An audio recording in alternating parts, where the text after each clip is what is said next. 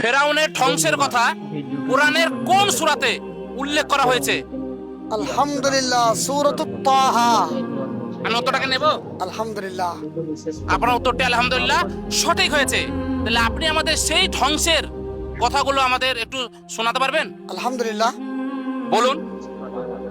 আউযু বিল্লাহি মিনাশ শাইতানির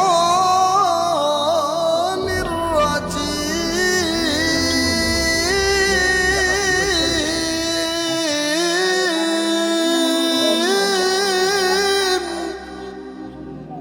বিসমিল্লাহির রহমানির রহিম। ওয়ালাকাদ আওহাইনা ইলা মূসা আল আসরি বিইবাদিহি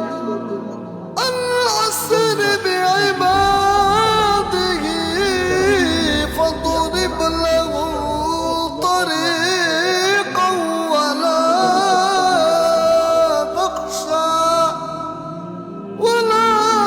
تخشى في البحر يبسا لا تخافون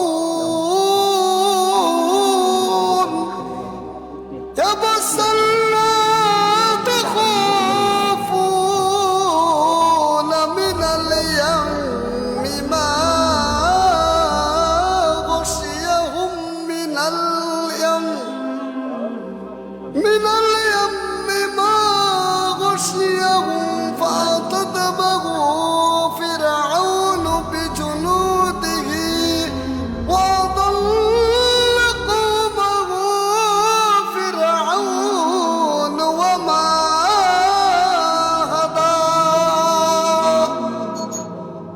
মাশাআল্লাহ, আলহামদুলিল্লাহ।